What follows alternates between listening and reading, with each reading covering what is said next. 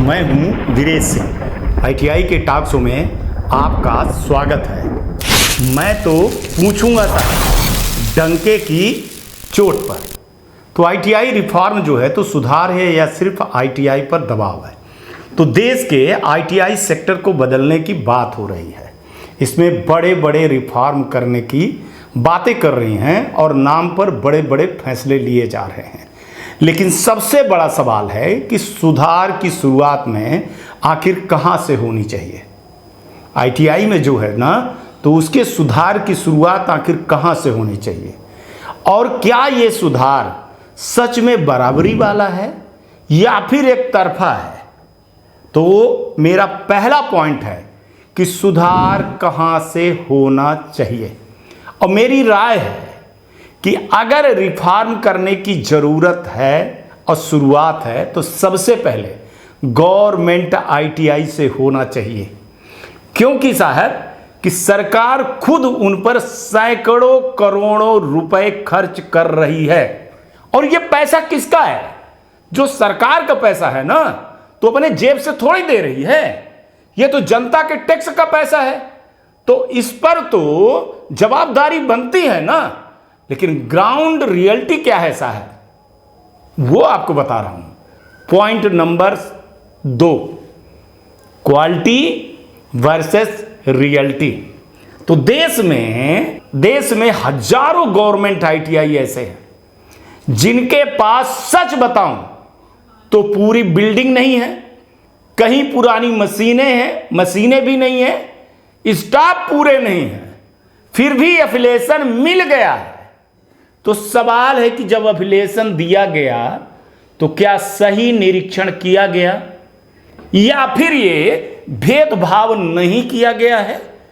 Point number 3, DGT पर सीधा सवाल है कि जब कोई डीजीटी से सवाल करता है, कौन करता है? अगर कोई आईटीआई वाला, एसोसिएशन वाला अगर डीजीटी से सवाल करता है तो साहब कहते हैं कि जवाब मिलता है कि आप गवर्नमेंट आईटीआई पर सवाल करने के लिए अधिकृत नहीं हैं।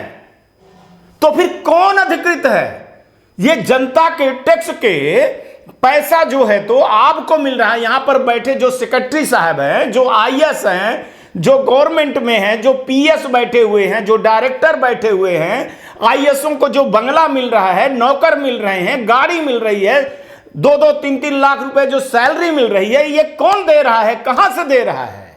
क्या आईटीआई वाला या आईटीआई के संचालक या एसोसिएशन वाला ये सवाल नहीं कर सकता है कि जो जनता के हित के लिए जो करोड़ों रुपए दिए जाते हैं वो कहां खर्चे हुए, किस लेवल पे खर्चे हुए? वो सवाल नहीं कर सकता है। तो क्या सवाल वो ट्रंप चाचा करने आएंगे या फिर वो इजराइल और ईरान करने आएगा? बताइए साहब, ये हाल है कि डीजीटी के अधिकारी कहते हैं कि गवर्नमेंट आईटीआई पर सवाल करने के लिए अधिकृत नहीं है। तो क्या प्राइवेट आईटीआई पर करने के लिए अधिकृत हैं आप, जिसको आप फंड नहीं देते हैं, जो फीस पे या अपना पेट काट करके चला रहा है? तो गवर्नमेंट आईटीआई की क्वालिटी को कौन चेक करेगा फिर? बताइए ना। इसकी अकाउंटेबिलिटी किसकी है? क्या जवाब दे पाएंगे आप लोग?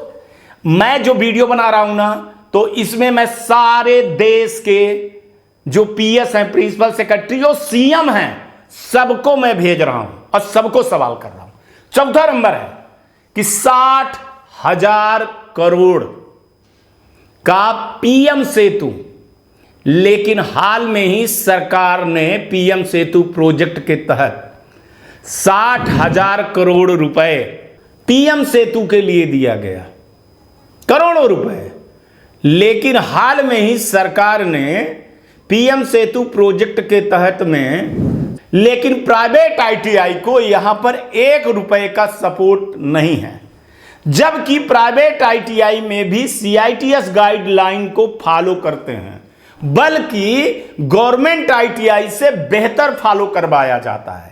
अफिलिएशन तो डीजीटी ही देती है ना, दोनों को देती है, दोनों गाइडलाइन को। जहां तक है कि गवर्नमेंट की गाइडलाइन में छूट मिल जाती है इनको, जबकि प्राइवेट आईटीआई में छूट नहीं मिलती है, लेकिन फिर भी यहां पर सौतेला व्यवहार सरकार कर रही है, साथ में डीजीटी कर रही है। तो हमारा 5वां पॉइंट है कि ये डबल जो है ना, ये जो डबल स्टैंडर्ड बनाया गया है, तो ये क्यों है? एक तरफा नहीं है क्या? पॉइंट नंबर 5 में है कि एक तरफ पीएमकेवाई में ट्रेनिंग प्रोवाइडर को पैसा मिलता है साहब, है ना, दूसरा जो है तो एनएपीएस में इंडस्ट्री को स्टाइफन मिलता है, दूसरी तरफ जो है तो प्राइवेट आईटीआई को जीरो फाइनेंशियल सपोर्ट मिलता है। सवाल है कि क्या ये समान नीति है, इक्वल पॉलिसी है या फिर नहीं है, या फिर कोई आवाज ना उठाए।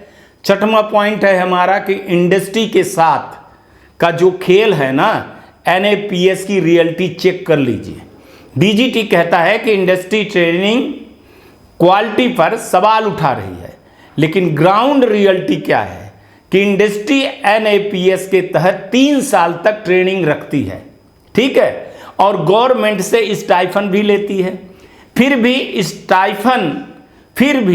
ट्रेंड कैंडिडेट को, यहां पर सवाल है, यहां पर यह है कि फिर भी ट्रेंड कैंडिडेट को बाहर कर देती है और नए ट्रेनिंग को लेकर के फिर से बेनिफिट लेती है। तो सवाल है, अगर 3 साल में कैंडिडेट ऐसा नहीं बना कि वो नौकरी करने के लायक नहीं बना, मान लीजिए, तो फिर आपकी इस योजना का, एनएपीएस का क्या मकसद रह जाता है? लूट ही करना है ना। 7वां पॉइंट है कि प्राइवेट आईटीआई की असली समस्या ये है कि प्राइवेट आईटीआई क्वालिटी देना चाहते हैं, लेकिन सबसे बड़ी समस्या है कि ट्रेनर को सैलरी देने के लिए फंड नहीं है, अच्छे ट्रेनर टिक नहीं पाते हैं। अगर सरकार प्रधानमंत्री कौशल विकास योजना एनएपीएस की तरह सपोर्ट दे दे तो सीटीएस पर जो है तो बहुत बड़ी क्रांति आ सकती है। सबसे बड़ा मुद्दा यह है और सबसे बड़ा दर्द भी है कि सरकार और डीजीटी प्राइवेट आईटीआई पर भरोसा नहीं करती है, लेकिन सच्चाई यह है कि सभी प्राइवेट आईटीआई एक जैसे नहीं है। कुछ खराब है लेकिन सभी नहीं है, फिर भी सबको आपको एक जैसे ट्रीट किया जा रहा है। अगर आईटीआई पर आप ट्रस्ट नहीं कर रहे हैं तो इसकी जवाबदारी आप पर है। आप बताइए कि अभी तक आपने रीअफिलिएशन क्यों नहीं किया? कितने साल पहले रीअफिलिएशन किया था? इस देश में चुनाव भी 5 साल का होता है, राष्ट्रपति भी होता है, प्रधानमंत्री भी होता है, हर चीज का एक दायरा है, लेकिन आप बताइए कि आपके आईटीआई को कितने साल से अफिलिएशन नहीं किया गया है। रीअफिलिएशन ना करने से बहुत सारे ऐसे फर्जी आईटीआई हैं, लेकिन उनका साथ कौन दे रहा है? ये सारी चीज सोचना चाहिए कि कहीं डीजीटी सरकार इसके पीछे तो नहीं है। जिम्मेदार, सच में जिम्मेदार वही है, लेकिन सभी प्राइवेट आईटीआई को एक जैसे मान लेना ये गलत है। भाई साहब, अगर आप रीअफिलिएशन किए होते 2-3 साल पहले तो आज दूध का दूध और पानी का पानी हो जाता। अभी आपने बोला था कि जनवरी 2026 में करेंगे, लेकिन अब मई आने वाला है, अभी भी आपके रीअफिलिएशन का कोई रता पता नहीं है। भगवान जाने 15,000 आईटीआई का रीअफिलिएशन आप कब कर पाओगे, लेकिन हाँ, आईटीआई वालों पर जरूर आप प्राइवेट आईटीआई पर दोष देंगे। आज आईटीआई सेक्टर एक मोड़ पर खड़ा हुआ है। अगर रिफॉर्म सही तरीके से लागू हो तो स्किल इंडिया मजबूत हो सकता है और अच्छा हो जाएगा। हमारा यहां आखिरी सवाल है कि क्या सरकार प्राइवेट आईटीआई को पार्टनर मानेगी अपनी, या सिर्फ कंट्रोल ही करेगी? इस पर अगर कोई सोचता है ना तो क्या बताइए हमको कि क्या प्राइवेट आईटीआई के साथ में भेदभाव नहीं हो रहा है? क्या गवर्नमेंट आईटीआई से रिफॉर्म शुरू होना चाहिए, वहीं से चालू होना चाहिए, लेकिन वहां नहीं हो रहा है। आज भी वहां पर आप तब गेस्ट फैकल्टी क्यों हैं? आप परमानेंट फैकल्टी पूरे क्यों नहीं रख रहे हो? आपको इतना पैसा, इतना फंड मिल रहा है, और ये जो फंड मिल रहा है ये आपको कौन दे रहा है? अमेरिका दे रहा है क्या? ये हमारे ही देश के टैक्स पेयर का पैसा है। तो सवाल भी उठाना हमारा काम है, और आपको तो सबसे पहले देखेंगे ना, देखा सीखी वही करते हैं ना। पहले माँ बाप जो होते हैं वो बच्चों को चलना सिखाते हैं, वो बच्चों को ईमानदारी सिखाते हैं, बेईमानी नहीं सिखाते हैं। लेकिन बेईमानी तो आप ही सिखा रहे हो। इन प्राइवेट आईटीआई के माँ बाप तो आप है। जैसे आपने शिक्षा दिया है वैसे कर रहे हैं। आपने गलत करवाया, गलत करने के लिए टाइम दिया तो प्राइवेट आईटीआई ने किया है। लेकिन आज भी मैं बताऊं कि महाराष्ट्र के 5-6 लोगों ने फोन किया, बोला भाई साहब आपने जो सैलरी दिखाई है वो तो ठीक है, लेकिन हम लोग तो 25-25 हजार रुपए सैलरी दे रहे हैं। तो हमने कहा क्या बात करते हो, उत्तर प्रदेश में तो 5,000 में कर रहे थे। तो बोले साहब वो 5,000 लायक है तो 5,000 दे रहा है, हम 25,000 दे रहे हैं। सैलरी सिर्फ दिखाए और उन्होंने नहीं दिखा सकता, मैं पूरी ITI उन्होंने दिखाया। हाँ, लेकिन उनका जो है तो ट्रेड जो है यूनिट जो है 16-16 है ना, 18-18 यूनिट है, तो उनको भाई 25,000 दे सकते हैं। लेकिन जिनके पास 2 यूनिट है वो क्या देगा यार। तो यहां पर मैं आज बताऊंगा आपको कि सबसे बड़ा भेदभाव और खलनायक का अगर जो काम कर रहे हैं वो है सरकार और DGT। इनको सोचना पड़ेगा, क्या आप गवर्नमेंट ITI से ही स्किल इंडिया चला लेंगे तो प्राइवेट ITI को बंद कर दीजिए। आइए मोदी जी, एक दिन 8 बजे रात को बोलिए भाइयों एवं बहनों आज से प्राइवेट ITI बंद, बस हो गया। ये अपनी दुकान खोल लेंगे, प्ले स्कूल खोल लेंगे, कोई कुछ भी किराने की दुकान, कोई पान की दुकान खोल लेगा, सारी समस्या का जड़ जो खत्म हो जाएगा। कहीं इस पर मैं बता दूं आज आपको कि जो प्रधानमंत्री कौशल विकास योजना में DGT और सरकार की बदनामी हुई है वो बदला लिया जा रहा है। मैं सच्चाई बता दूं, वो बदला लिया जा रहा है कि जो फर्जी तरीके से प्रधानमंत्री कौशल विकास योजना में पैसा कमाए वो तो कमा करके निकल गए, लेकिन जो ईमानदार थे बेचारे उनके चक्कर में जो है तो DGT अब सबको बदला ले रही है, एक एक करके बदला ले रही है। कह रहे हैं कि भी आगे जो है तो क्या करेंगे, रीएफिलिएशन करेंगे तो उसमें भी निपटाएंगे। लेकिन सवाल ये है कि आप जो एक एसोसिएशन के बड़े अच्छे व्यक्ति हैं, उन्होंने मेरे को बोला भाई साहब, जब मैंने बोला तो बोले आपको अधिकार ही नहीं। अरे भैया, DGT के अधिकारी या स्टेट के अधिकारी जो बैठे हुए हो है ना, दमाद थोड़ी हो आप, है ना, बपौती थोड़ी है, ये किसी की बपौती थोड़ी है ऑफिस, है ना। आपको जो पैसा मिल रहा है ना, तो वैसे जो ITI वाले हैं ना उनके टैक्स का पैसे से भर रहा है आपका पेट, है ना, आपके बच्चों का पेट जो विदेश में पढ़ रहे हैं। आपके बच्चे ITI थोड़ी करते हैं, आपके बच्चे तो विदेश में पढ़ते हैं, आपके बच्चों को तो फिर वो गर्मी लग जाएगी, AC में रहते हैं। पढ़ाइए अपने बच्चों को तो आपको पता चले। आपके बच्चे तो प्राइवेट में ही पढ़ते हैं, बड़े बड़े लेवल में, बड़े बड़े फीस में, तो इसका दर्द आप क्या जानो।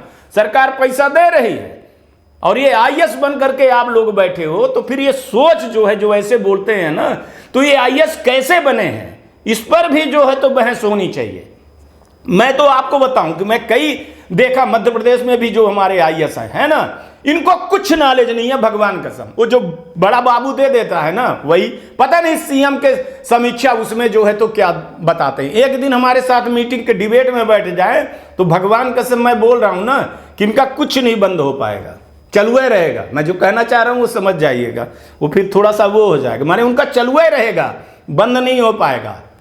ये आप सोच लीजिए, ये हालत है। जैसा उनको बड़े बाबू ने फाइल दे दिया और डेटा पर खेलते हैं।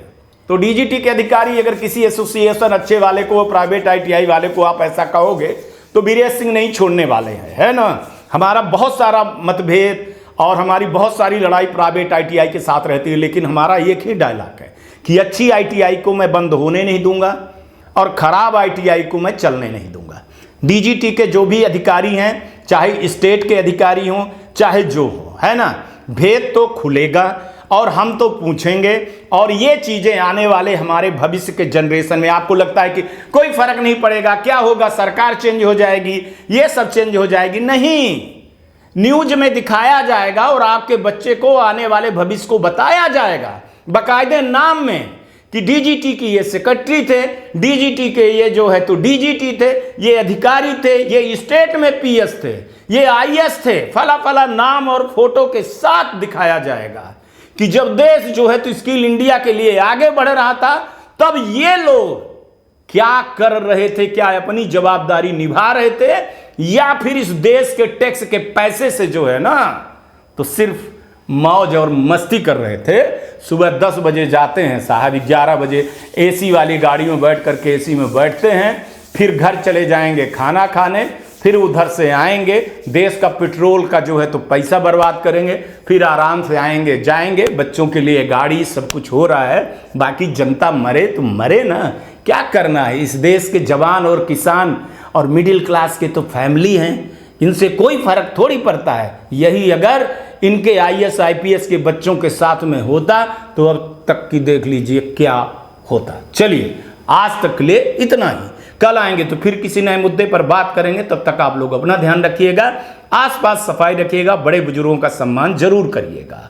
गर्मी आ गई है तो चिड़ियों को और पौधों को पानी जरूर दीजिएगा। और बंगाल में चुनाव है तो जातिवाद मत देखिएगा, धर्म मत देखिएगा, जो अच्छा काम कर रहा है ना तो उसको वोट जरूर दीजिएगा और अपने मत का बिल्कुल ही उपयोग कीजिएगा, क्योंकि यह सरकार 5 साल के लिए बनने वाली है, आपके आने वाले भविष्य के लिए है। नमस्कार, जय हिंद, जय भारत। हम तो पूछेंगे डंके की चोट पर।